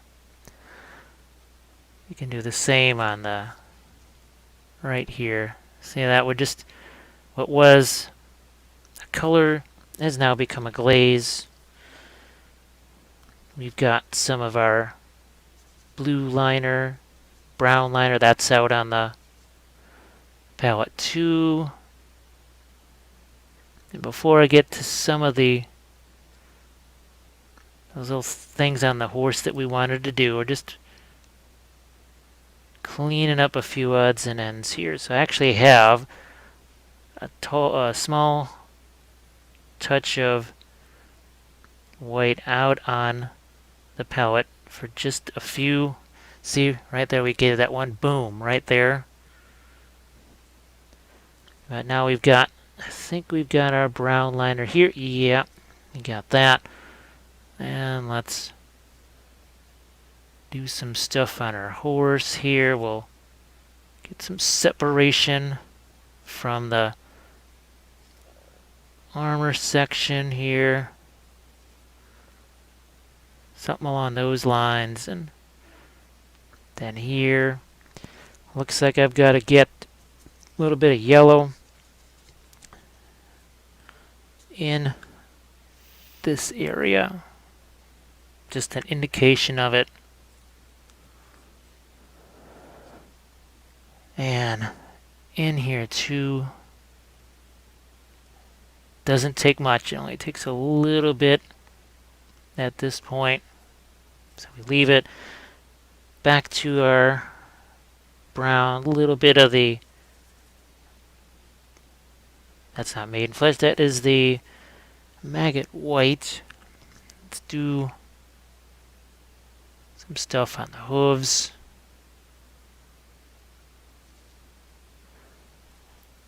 Don't want them to be a lot lighter than what we've already done. Just slightly lighter perhaps. Right there. It is the slight indicator that there's something there, and that's where, say, some of the mud effects could work, but we're going to do the snow stuff on him, so we'll make sure that we get that going.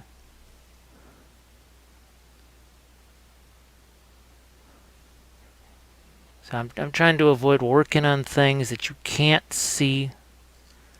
And I know every so often it is going to wander off into an area that you probably won't be able to visualize there. So using the brown liner and those other colors is a bit of a pinkish gray, for lack of a better term. And a few more areas here. Let's do something a little bit on the nose. Can't be very much. It has to be pretty subtle.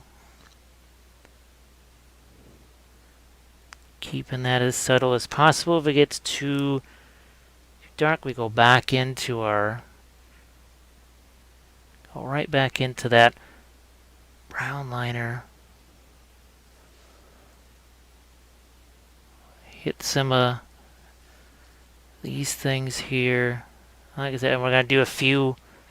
I'm going to go back into this pinkish color here, see if I can't get myself one more that's what I'm looking for. See that vertical line that went right in there?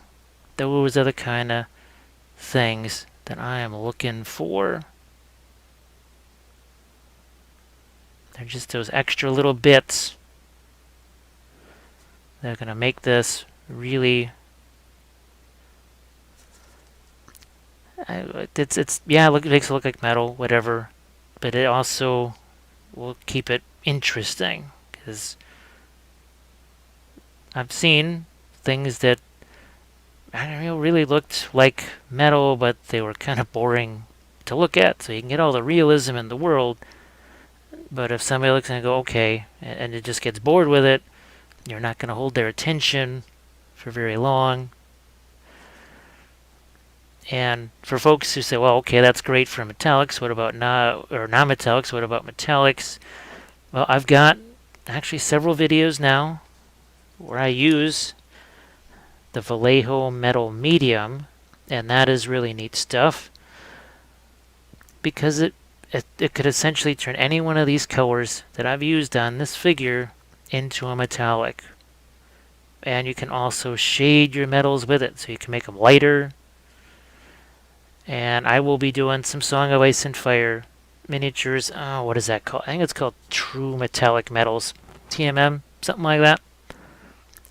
So I think I first started using it on my historicals. And I was really shocked at how it worked. I did it on some Gates of Antares figures, and those came out really nice. And then I kept trying to find other things to use it on, because it really worked. It was amazing. For the first time, I could shade metals as easily as I could just shade regular miniature paint. And that was just not something that I could do before. It was another one of those things where I had to experiment. I had no idea what it was going to do. Had absolutely no idea. I just had to basically grab a miniature and try it and see what the heck happened. Glad I did, because as it turns out, I really, really liked it. Now we're going for a little bit of gold here on our sword hilt, the pommel here. Can even throw a few lighter swatches on his sleeve. Remember how I said we were saving the white until the very, very end? That's what we're doing. We're basically taking that yellow liner, not yellow, that clear yellow, the prototype yellow, and now adding some of the white to it.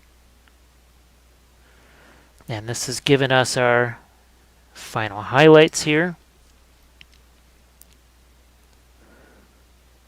And some of these, they will happen off camera because it's just too hard to get to some of them and still have you actually see what the heck I'm doing.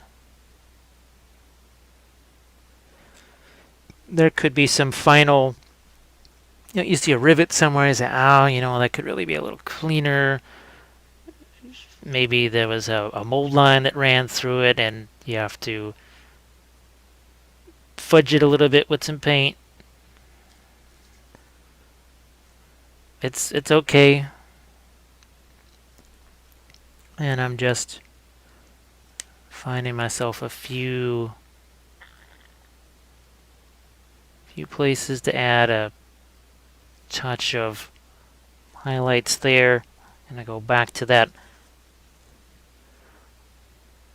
red rust, and I think I did the other side and forgot this side. So a few of those. And I may even do, I'll do some of that here and carry that over the top, so it's not necessarily just a pure, the reins are yellow. We're gonna find ourselves a bit of a lighter blue here to a couple of these. The straps, the grommets. Gotta get those.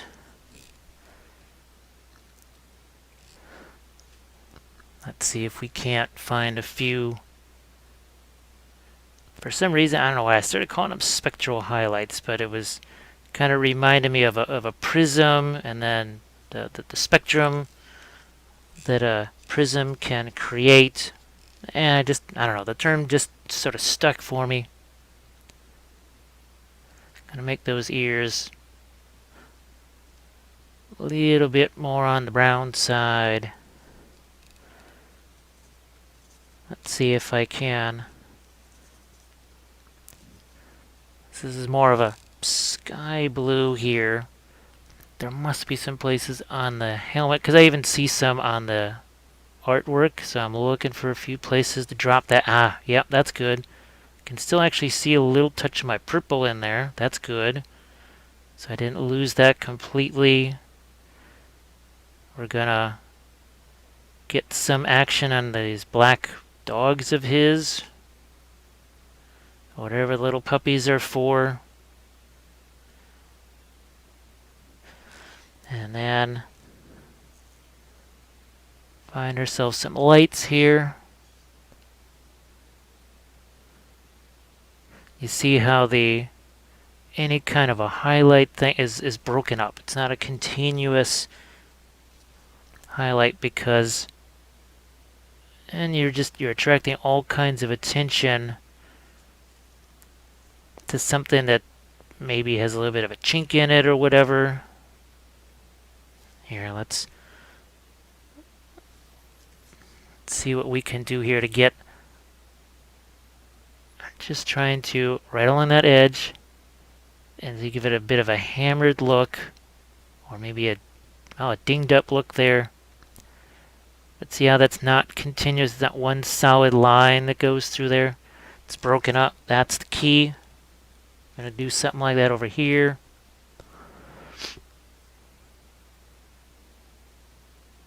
Not too intense. And we've got the hand, upraised fist on the top of his head, whatever that's for. We'll do a few. Again, these things you cannot really, it's almost impossible for you to see those.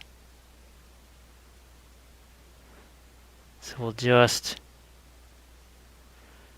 give a few indications those are there. We'll throw a light on top of this.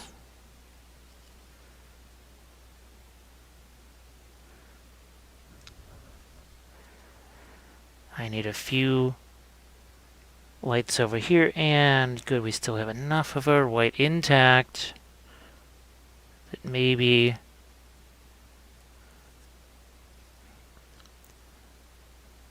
I can get myself just a few. That's all I'm looking for. Couple right there. I think I still have a little bit of brown and blue liner left. We're gonna, we needed to do something like that. I'm going to go on the other side of this highlight that we threw on there.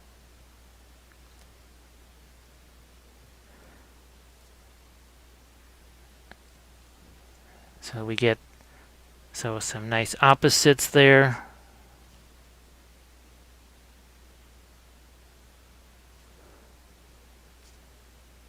Down here.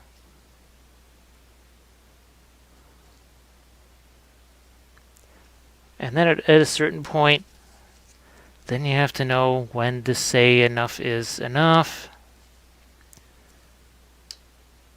And while I'd absolutely love to spend hours and hours more, it has to be done. And you may want to watch other videos. So what I'll do is set up some snow effect here, and we'll do that as our last stage on our mountain that rides. And if I see any glaring things, maybe I'll grab the brush again and hit those. But everybody likes snow effects, and once I started putting snow effects on things in the army, I essentially had to keep going, because otherwise it just wouldn't be quite so compatible. Okay. So we're gonna call this phase completed for now. And then we're gonna get on to our snow, maybe icicles if we can do that. So we'll be right back. We're going to do one last thing at this point, and that is get our snow effects on this guy.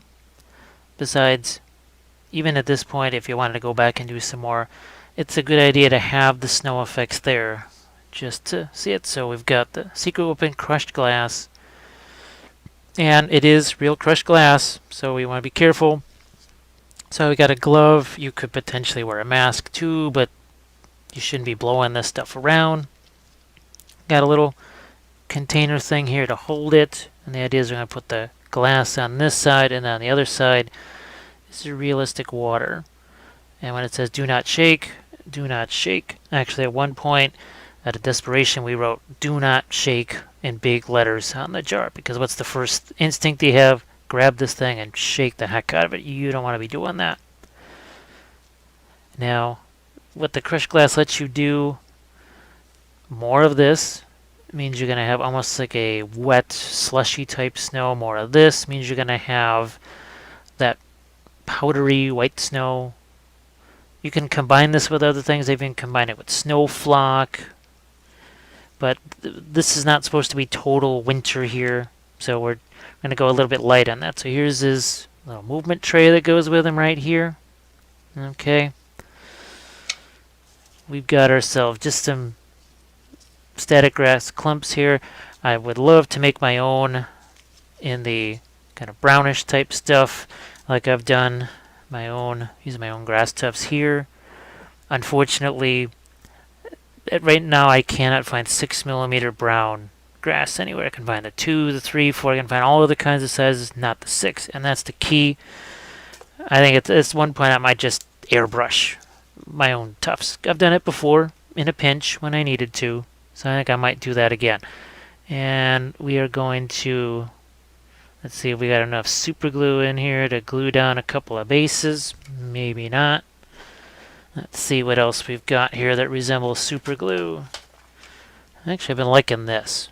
This is it, Loctite. This is the, I think this is the gel right here. So this is good stuff.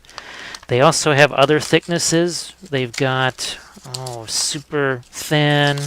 So sorry for the noise as I open this up. But actually, this is my favorite system for getting this thing to work. That makes it open instead of some of these other things where you just get it all over yourself. So the cap comes off, and now I think we're going to get some glue come out of here. There we go. See how that comes out of there as a nice little pile of gel. It's handy, especially when you're working on, say, resin figures, where you really got to work a little bit to assemble those. All right, here's our clump of grass. Goes in there. We got a pin like we use to open stuff up, and we push down in the center of that. I'm sure you've seen me do this many times before, but we'll do it a few more times here. The nice thing about the gel glue is that it's not going to just run all over the place. Oh my gosh, I don't know how many times I've had glue start in one place and it ends up entirely in another, usually on me. And that Doesn't make me happy. Makes me less happy. Just going to throw out a few more pieces here. You could use the tweezers. I know some people get really dainty and neat about it.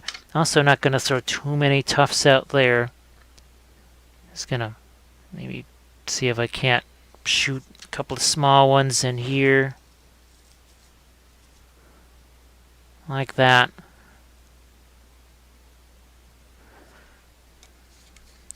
I like to throw them at the base of my rock formation, so let's see if that'll fit in there. That does. So it gives that a little extra added dimension to it. And I may throw one more for the heck of it here. I think you can see, hopefully you can see maybe, that I painted some of the same bluish gray that was on the armor. I painted some of that on the base too. Remember, color goes somewhere, it goes everywhere. So let's get to our snow effects. We don't want to dally too long with super glue and grass tufts. Put these away. And let's do something like this. Let's get our glass.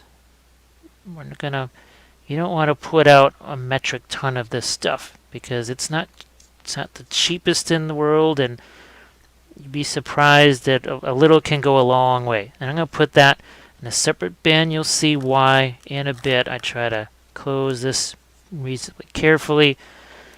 And then we're going to get some of our realistic water over here. And again, that's another thing where you can go a little too crazy with it, get a little too happy with it, and put too much out there all at once. And I'll shift this over here. So what we do is we start pushing one into the other, and we're going to do that here. And you'll see the initial blend is very slushy. Look at how slushy that snow is. I don't want it quite so slushy, but you can have it where winter is sort of coming. Here, let's do just a tiny bit more. And just drop some in here. And then we'll build off of this snow with stuff that, see how clear that is? Oops. Let's do this so you can see it. There we go. So what I've got here is slushy snow. We want to make that a little more white. You can see here we can add some to it. It's a little easier to control that.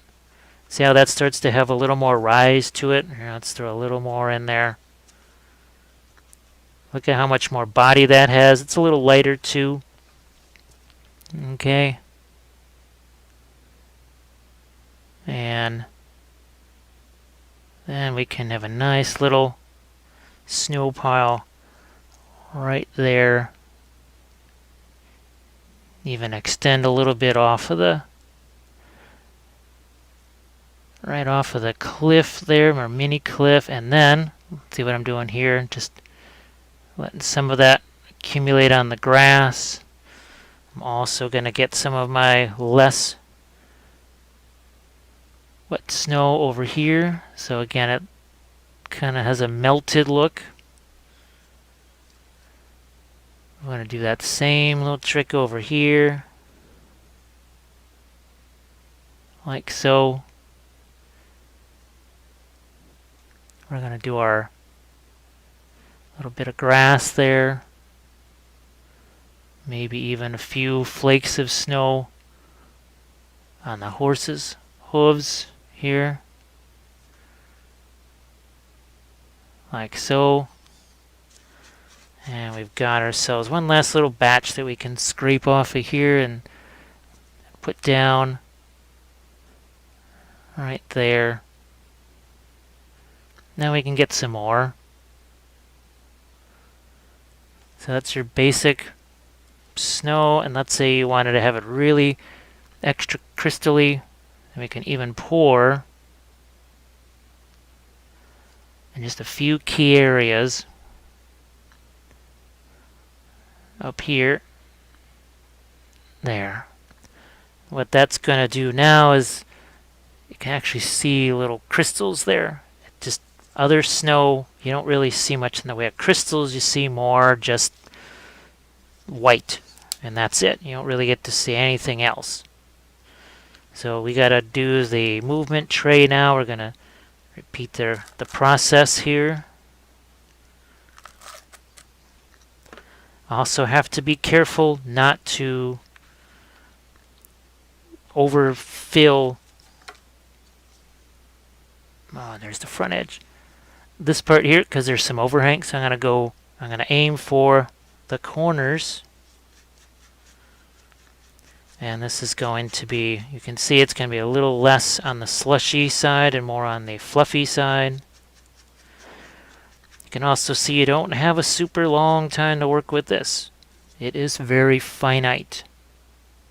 So you can't screw around. You have to say, okay, I need it here, here, and here, and then just do it.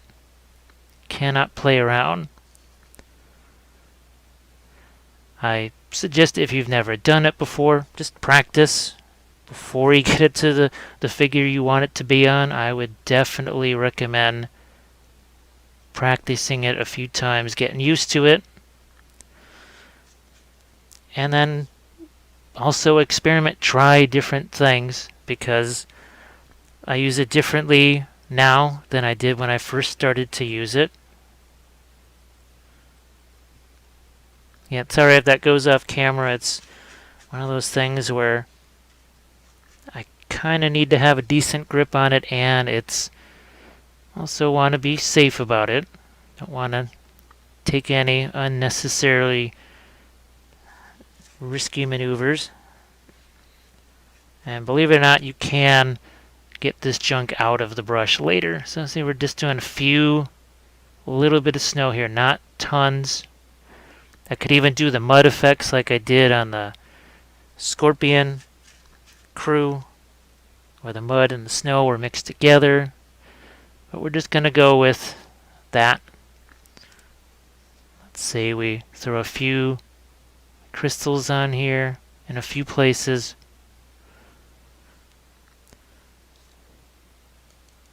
Always trying to keep it in here. So I always have kind of basically multiple layers of containment on that, and there we go. The nice thing about this is that it has a little bit of translucency to it. Whereas most snow, when it goes on there, it's pure white. And there's also no moisture to it. None whatsoever. This has a little bit of moisture. See how we're running it through the snow? It can do so many things. If he was more winterized, I could put snow on top of him here. And have snow being kicked up by the horse. I did that with my Night's Watch. So that's another one of my army painting videos. So hopefully this gives you some ideas on color, on basing, on non-metallics. You can see I got the Patreon address right up there. You can see more step-by-step tutorials. There's my blog address that's scrolling across the screen. That's wappeliusblogspot.com. But if you could do the like and share thing on this video at the very least, that's also helpful. YouTube loves it when that happens.